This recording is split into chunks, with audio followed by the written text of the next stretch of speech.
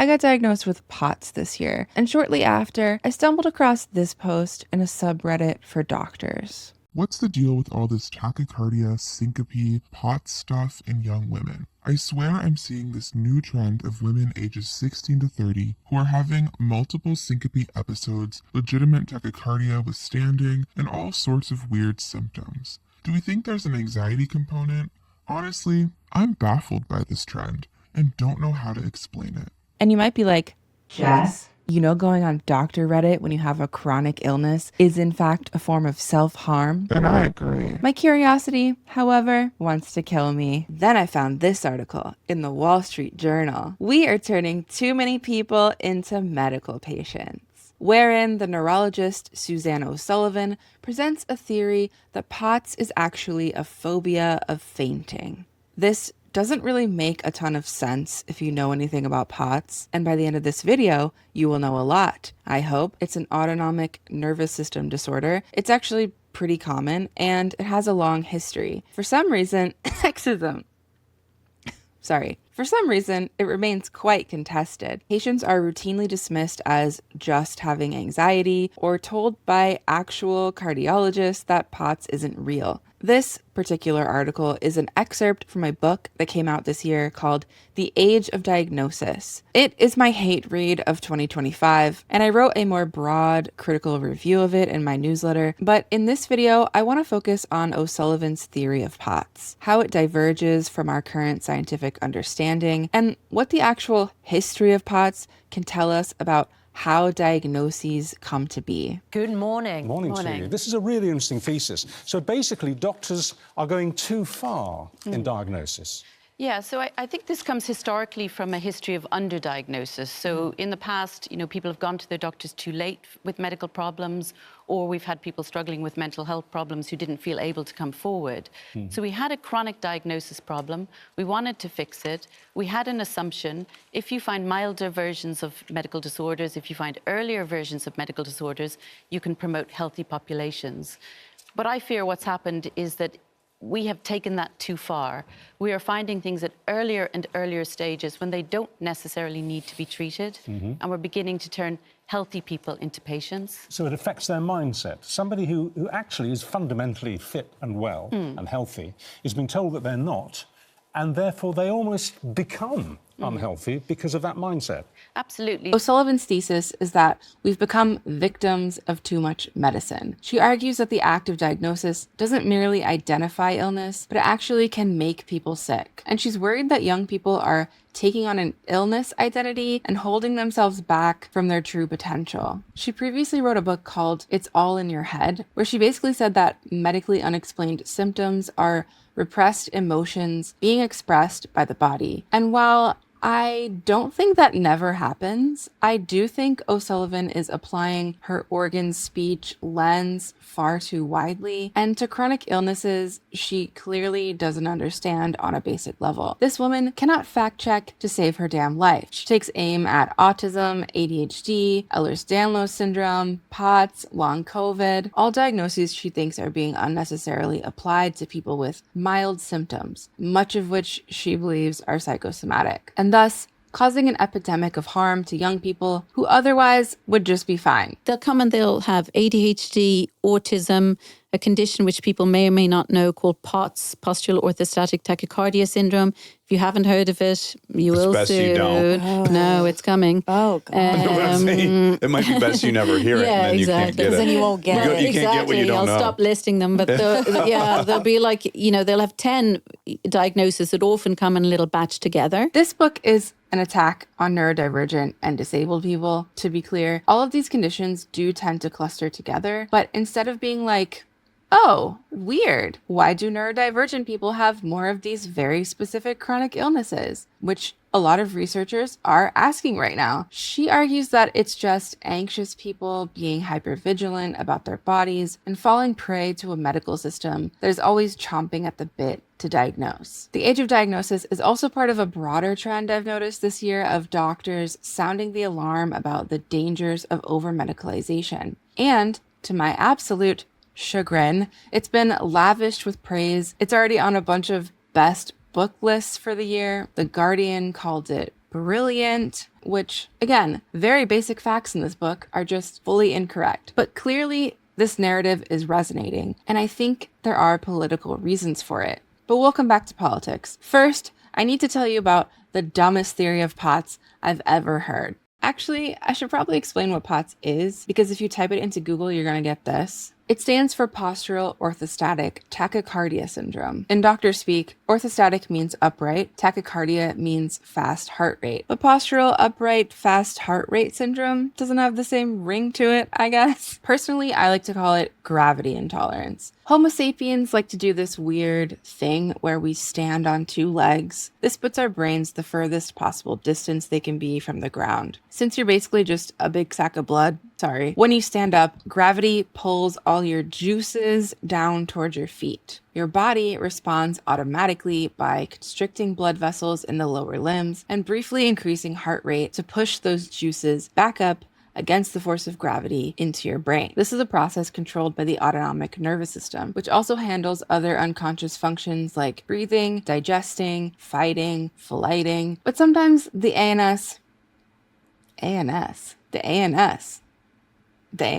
sometimes the nervous system gets a little bit fucked, and we call this dysautonomia. There are many types of dysautonomia. POTS is one of the most common, and there are several biological mechanisms that can cause POTS. Low blood volume, or too much norepinephrine, or problems with the tiny nerves in your limbs. For some people, there is pretty strong evidence that it could be an autoimmune issue where the immune system is attacking the nerves. But however it happens, having a super high heart rate whenever you're upright causes a bunch of shitty symptoms: dizziness, brain fog, headaches, fatigue, nausea, and in around 25% of patients, fainting. POTS is often triggered by physical trauma like concussions and viral infections. So, returning to Dr. Baffled here, who forgot to consider the biggest viral event of the 21st century so far, a study from January this year found that there's been a more than 5-fold increase in POTS diagnoses since the pandemic began in March 2020. Dysautonomia is also a very common symptom of long COVID. A study from last year found that over 70% of long haulers had moderate to severe autonomic dysfunction, and 40% had been newly diagnosed with POTS. But that's likely not convincing for O'Sullivan, who also thinks that long COVID is psychosomatic. There will be people who have chronic fatigue syndromes that occur after some viral infections. But the growing evidence now is that the largest group of people with long COVID actually have a psychosomatic disorder. This was an idea made popular by an opinion piece also in the Wall Street Journal in 2021. Let's go back to "We are turning too many people into medical patients." It pulls a section from the conclusion of her book where she introduces us to a girl named Darcy, who shows up in her office with seizures and a long list of previous diagnoses. These include hypermobile Ehlers-Danlos syndrome, a genetic connective tissue disorder, and POTS, which is so common with EDS that some experts actually think it could be downstream of it somehow. POTS is usually a secondary syndrome caused by something else. Researchers have likened it to a fever, so it makes sense that it comes along with other chronic conditions. But O'Sullivan doesn't understand that because she doesn't actually know what POTS is. She's suspicious that so many young people have both these diagnoses now simply because she never personally saw them before 15 years ago. O'Sullivan suggests that Darcy is a somatizer, and she's been encouraged to pay too much attention to her body by diagnosis-happy doctors. Except when we consult the actual book, she writes that Darcy had always been a sickly child, so her symptoms came before she was ever diagnosed with anything. Her first diagnosis was migraine. Then, during puberty, she started having chronic pain in her joints. This is a common experience for people on the hypermobile spectrum. Okay, while I was editing, I found this paper that just came out a few weeks ago where a bunch of researchers are basically trying to figure out what hypermobile EDS is beyond just calling it a heritable connective tissue disorder like I just did. They've noticed a lot of weird stuff going on that suggests autoinflammatory processes are at work. So they surveyed around 3,000 people with HEDS about their experiences, and what they found was Darcy. It was basically Darcy. She's a perfect example, actually. Neurodivergent with migraine, IBS, POTS, joint pain, and a triggering event like puberty that worsened her symptoms, which 70% of their population could recall when they asked. But O'Sullivan says that all the tests she ran on Darcy came back normal, which made her think that, quote, a psychological process rather than a disease process was causing her symptoms. And then she proceeds to use POTS as her example. She says Darcy, quote, earned this label at 17 when she fainted during a netball game on a hot day and an empty stomach. A nurse found her blood pressure was low. This makes it sound like the school nurse diagnosed her with POTS after fainting one time. And to be fair, it's not what the book says. Maybe the Wall Street Journal editors did O'Sullivan dirty here. I don't know. But more people are going to read this article than her book. And they're going to come away thinking that young people are just willy-nilly getting diagnosed with chronic illnesses, which is not happening. In the book, we learn more about how Darcy gets diagnosed with POTS. After she faints, she gets referred for a tilt table test. This is a diagnostic test where they strap you to a table and tilt you around to see what your nervous system does in different positions. It's a very specialized test that people wait many months to have done. According to O'Sullivan, Darcy tries the treatments for POTS, but she doesn't get much better, and her seizures actually get worse. For what it's worth, we don't have any way of fact-checking this story. It's an anecdote being told from a doctor's perspective of their patient. Darcy might tell this story very differently, and that's a major weakness with these kinds of books, where doctors are making a wider societal argument using their case studies. The philosopher S.K. Toombs wrote that doctors and patients inhabit different worlds when it comes to illness. And I think we need to remember that the actual voices of these patients are not in this book. They're filtered through the doctor's experience of them. Darcy, if you're out there, I want to talk. O'Sullivan explains Darcy's POTS as a vicious cycle that may have started with her fear of fainting, which theoretically could make her afraid to stand up. Not being active then could cause her to become deconditioned, which would make her symptoms worse, which would make her more afraid of fainting, etc., etc. Except, 1, POTS is not a fainting disorder, and 2, it's extremely common for athletes to develop POTS, and 3, a big part of the treatment for POTS is recumbent exercise, so we avoid becoming deconditioned.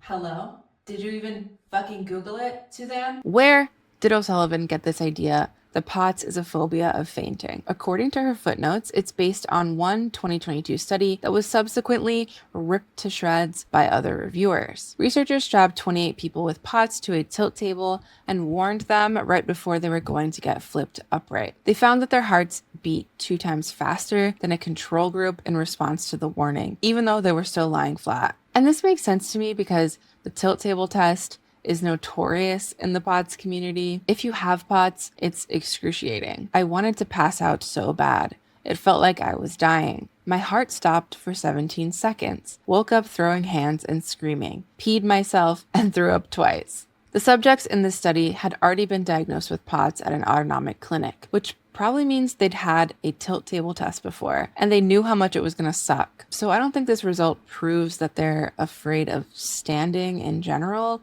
just that they're afraid of tilt table tests. Furthermore, even the authors of the study admit, quote, we do not know whether these findings are a cause or a consequence of the syndrome. One reviewer called the study an overstatement and a misinterpretation of findings with possible investigator bias, which is how scientists say, fuck right off with this shit. Kind of embarrassing that this is the only study O'Sullivan cites for her psychosomatic theory of POTS, which is now being broadcast to a wide audience via the Wall Street Journal. And again, it's a ridiculous premise. Don't make me tap the sign. The reason everybody associates POTS with fainting is because the media likes drama. I actually did a review of every news story I could find about POTS in the US since 1990, which you can read more about at SLUGGIsh.XYZ. But basically, most of these news stories focused on fainting. Experts in POTS are constantly trying to correct this misconception. The point that I've tried to make at several meetings is that POTS is fundamentally not a fainting disorder. Mm-hmm. It's fundamentally a feeling faint disorder. And so one of the things that really drove this home is one of my first studies at Vanderbilt. We were looking at blood volume regulation, but also like fluid shifting in response to tilts. So we were doing 30-minute tilts, and we had a cohort of patients with POTS, and we had healthy controls, Vanderbilt grad students at the time. One of the things that was interesting is that, the healthy control subjects, they were pretty much asymptomatic. Every once in a while, someone would get a little bit symptomatic, and they'd faint, and then, be censored out of the data, and the group was largely asymptomatic again. In contrast, the POTS patients were symptomatic almost from the beginning, and they would tell you they're going to faint, and they kept telling you for almost 30 minutes. When we looked at the data, actually a higher percentage of the healthy control subjects were lost or did not survive the 30-minute tilt than the POTS patients. So more POTS patients made it through the 30-minute tilt, even though they felt miserable that whole time. Some POTS patients will faint, but most don't.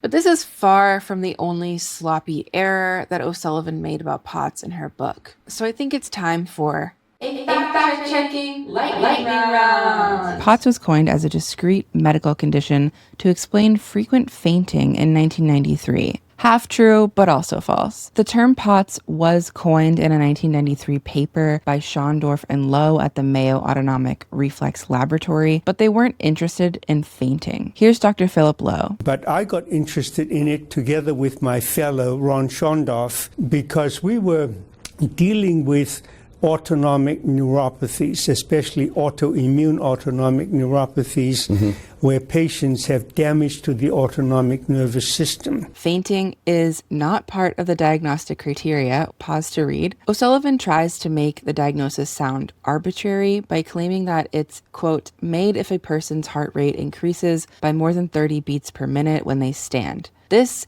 is also incorrect. The criteria says you must have symptoms for 6 months, and you have to rule out other possible causes of those symptoms. Throughout the book, she argues that the purpose of diagnosis is to help people get better, and part of how she defines overdiagnosis is diagnosis that doesn't improve outcomes. She claims the growing number of people with POTS has not led to any improvement in any health measure for any group in the 30 years since its introduction. This is a huge claim, and there's no citation here. So we're just supposed to trust her, I guess. In reality, there's more than one exercise protocol prescribed for POTS. There are a lot of medication options, plus increasing water and sodium and wearing compression all have been reported to improve symptoms. So I'm not really sure what the fuck she's even talking about here. In a confusing twist, after saying no one improves, she goes on to say more than 85% of people with POTS go into spontaneous remission. And I'm also not entirely sure where she got this number because there's no source, again. But I did find a study on POTS outcomes from 2019 that found 85.6% of their cohort was symptom-free after 6 years. Another paper from 2016 found 86% of adolescents with POTS report resolved, improved, or just intermittent symptoms after 5 years. But neither of those papers were describing spontaneous recovery. The improvement happened after the medical treatment for POTS that O'Sullivan thinks we don't need. Do you see why I'm so confused that this book is being called brilliant? O'Sullivan goes on to claim that, quote, a small subgroup of people given these diagnoses respond very negatively to them and develop severe disability that is unlikely to be caused by the disease process, but rather by the act of being labeled. And yes, a diagnosis can change how you think about yourself and how you live your life. Research tells us that diagnosis has both positive and negative effects. But O'Sullivan is basing this on her case studies, and the research on patient experiences with POTS actually tells a much different story. Most people suffer from symptoms for years before they ever get a label for them. They, quote, experience an average diagnostic delay of over 4 years and see an average of 7 physicians prior to diagnosis. 76% are misdiagnosed, and 73% encounter physicians who've not heard of POTS.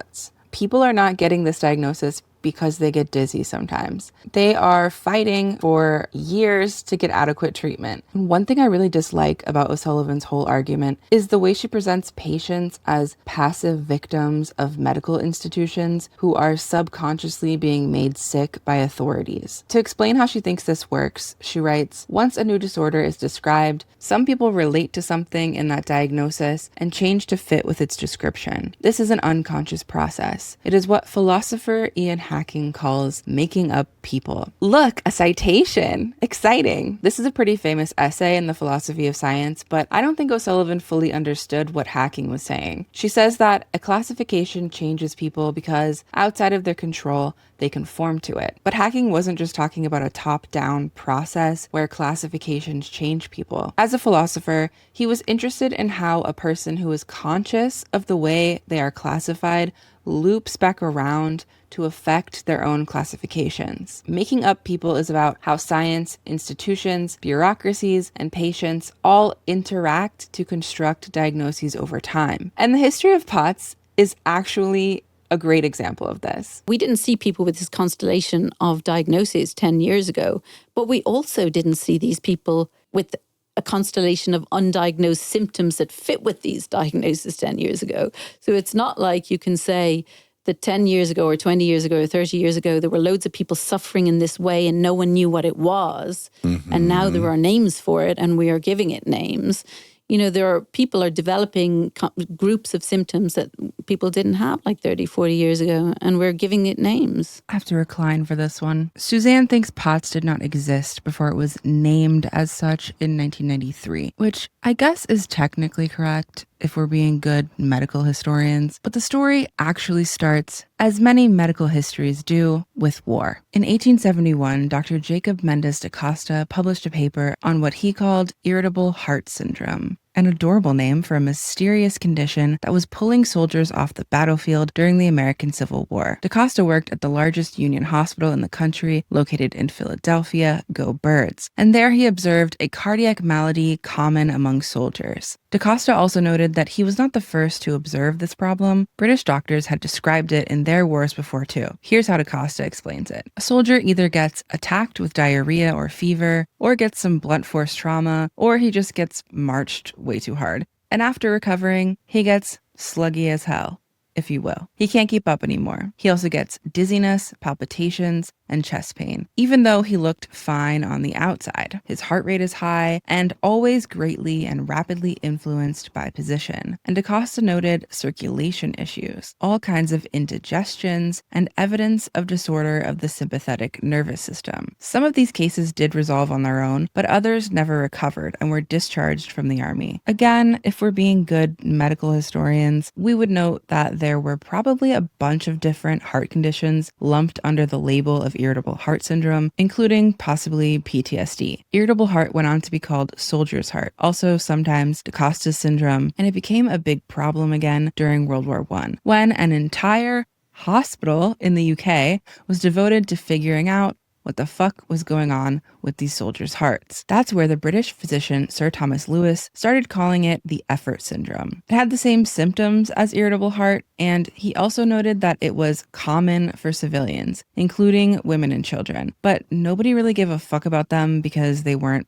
men fighting in wars. Lewis developed a system of exercise drills so he could test soldiers who presented with the effort syndrome and figure out what kind of work they could go back to. He estimated that around half of these patients should remain in the sedentary class or be discharged unfit. And he also recommended treatment by suggestion to persuade the men that there is no real cardiac ailment, even though most of their health remained impaired or imperfectly restored. Lewis viewed the effort syndrome as a functional disorder, not a structural one. This was a distinction that physicians started to make in the 19th century. Organic disease of the heart had to do with actual issues with its structure, where functional disease described a heart that wasn't working right, but there usually wasn't anything physically wrong with it. Functional disease, listen closely, was associated with emotion, and this distinction became super gendered. Sir William Osler, who was considered the father of modern medicine, wrote in his giant textbook of diseases at the turn of the 20th century that Da Costa's syndrome was a kind of neurosis, and women were more likely to experience it because they were more hysterical. In 1918, Oppenheimer and Rothschild wrote The Psychoneurotic Factor in the Irritable Heart of Soldiers, where they noted that many of the soldiers Lewis studied could recall their symptoms going back to childhood, and that, quote, a syndrome identical with that of irritable heart occurs not infrequently in children. Jumping forward to 1941,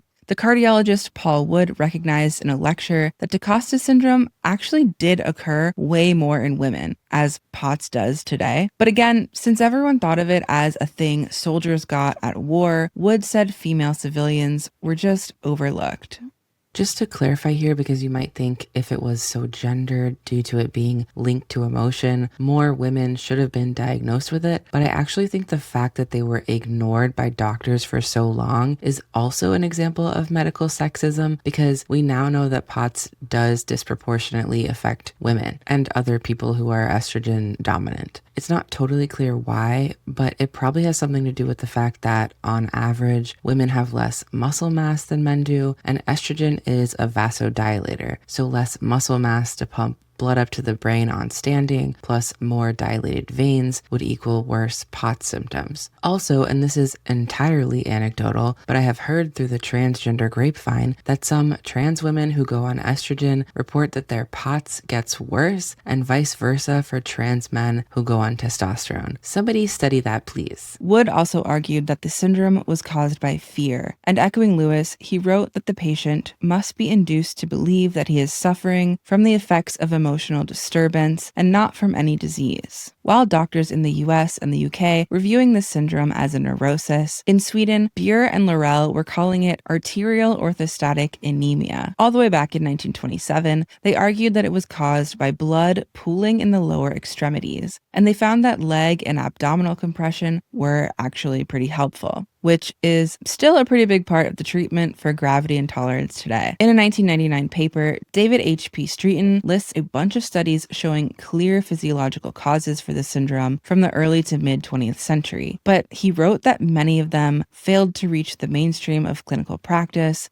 were not considered important enough to be described in textbooks, and are not accessible through modern computer facilities. But I found this paper in bed on my laptop, Suzanne. I don't even have institutional access. I have to ask grad students to download PDFs for me on sketchy message boards. Anyway, in the 70s and 80s, the first dedicated labs in the US for studying autonomic disorders were founded: the Vanderbilt Autonomic Dysfunction Center and the Mayo Autonomic Reflex Laboratory, the latter of which is where Schondorf and Lowe would end up naming POTS in 1993. This is the first newspaper article I found on POTS in 1995. It's from a long-running medical advice column by a man named Dr. Gott. And look, it links POTS to fainting, the birth of a media trope. He also gets it wrong in the same way O'Sullivan is still getting POTS wrong 30 years later by attributing it to low blood pressure. Doctors read the Diagnostic Criteria Challenge. In the early 2000s, more news stories about POTS hit the papers. Here's one about an entire family that had POTS, a mother and both her kids. Most of the stories from this era followed a trope that I am calling the suddenly ill star athlete story.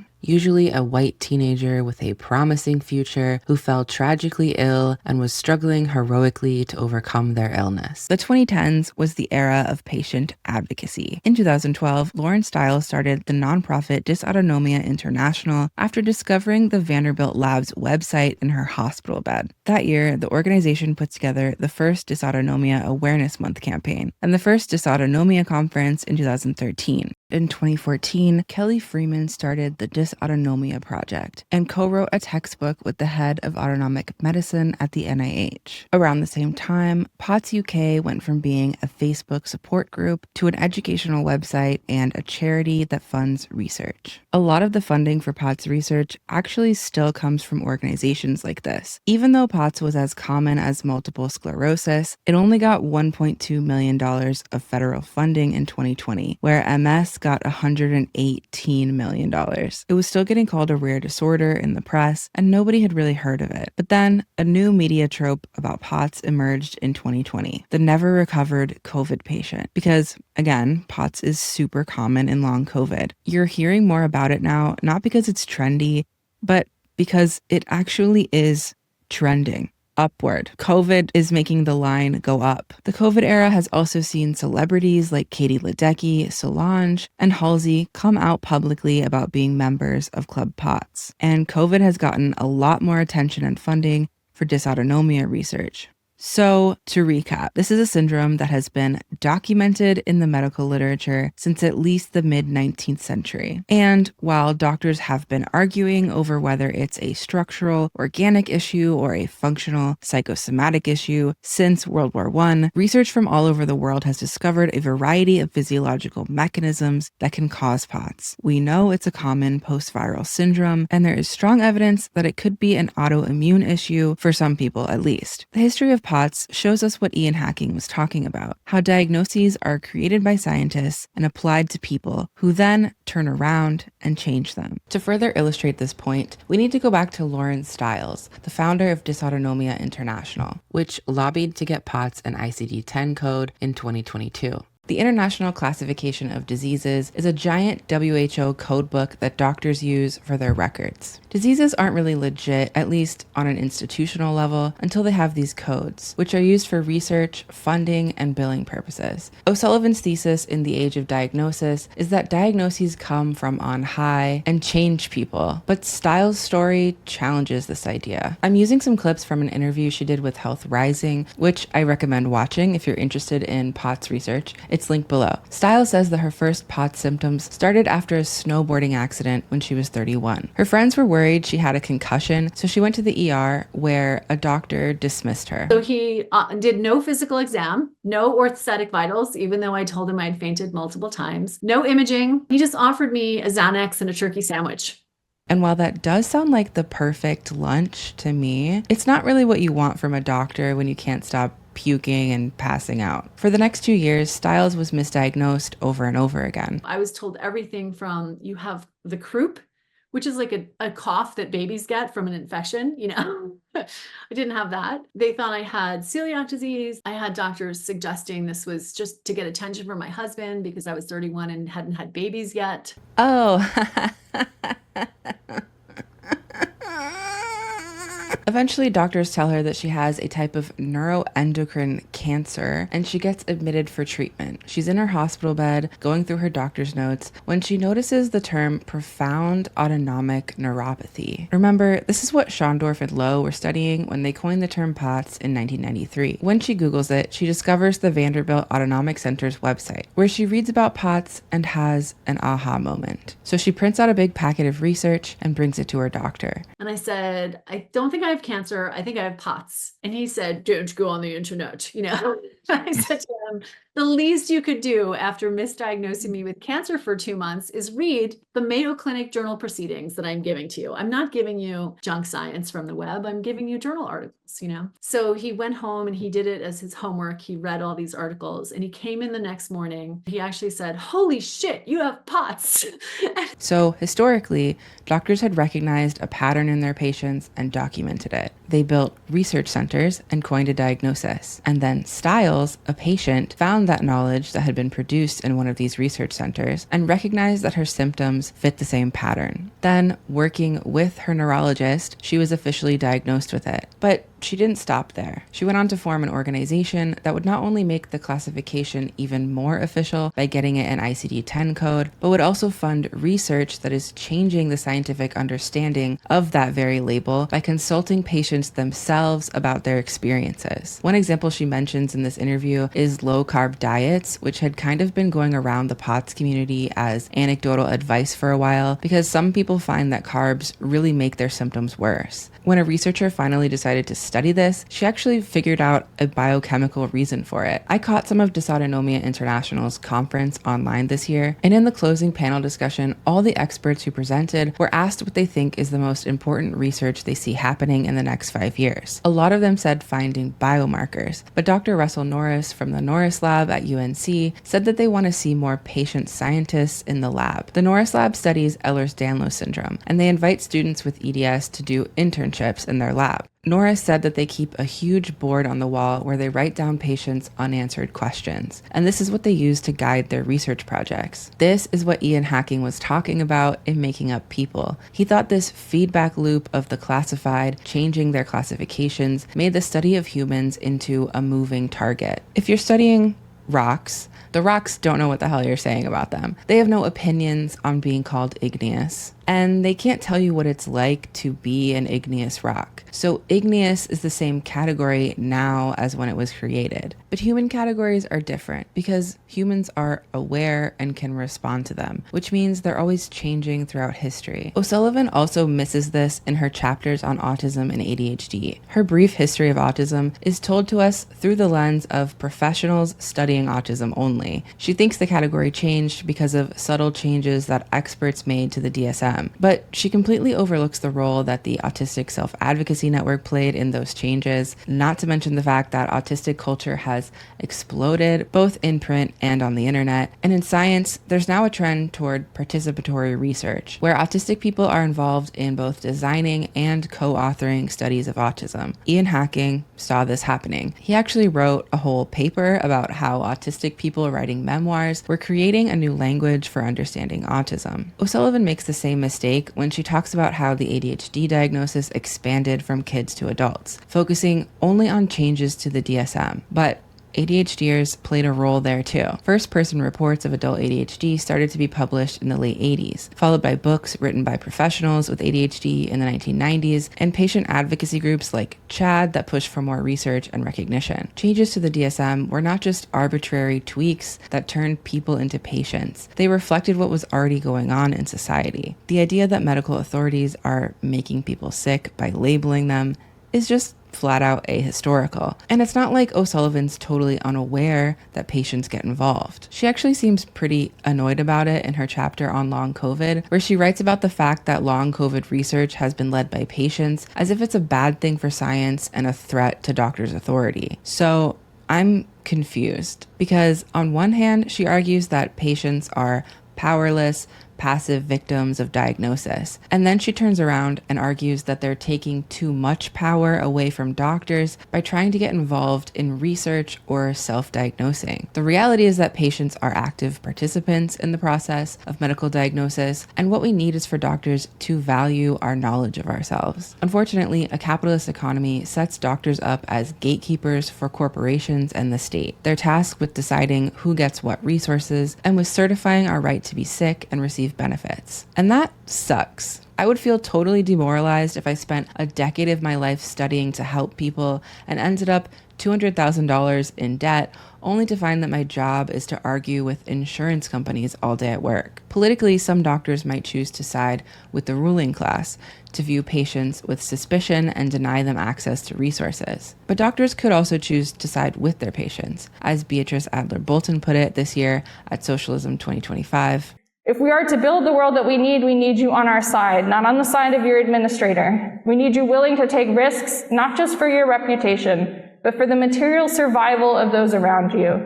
The struggle is already here, and you can either enforce the harm or interrupt it. We need class traders and scrubs. We need insurgent care, and we needed it yesterday." I think it's clear which side O'Sullivan's argument falls on, and that's probably why her book has been so popular. Her suggestion that people are overusing resources aligns perfectly with this conservative health narrative that both the American and UK governments are pushing right now. In the US, we've just seen the largest cut to Medicaid in American history, while the director of Medicaid, a former TV show Dr. Grifter, is telling us that it's our patriotic duty to be healthy. And apparently we do that by eating less cake. But O'Sullivan works for the National Health Service in the UK, where Parliament has also been debating welfare cuts for months now. The age of diagnosis has apparently gotten so much airtime over there that the Secretary of Health was actually asked on the BBC if he agrees with her that overdiagnosis is happening. One of the areas where you are, we understand, going to try and claw back money who's people who've been signed off because of mental health problems. Now, in the last few days, it's interesting. The prominent neurologist, Suzanne O'Sullivan, has said there's overdiagnosis of mental health problems. Your colleague Liz Kendall, when she was here, talked about the problems of self-diagnosis when people feel that they might have a condition. Do you believe, as the health secretary, that too many people are being treated as sick and incapable of work for essentially struggling with what are quite normal feelings?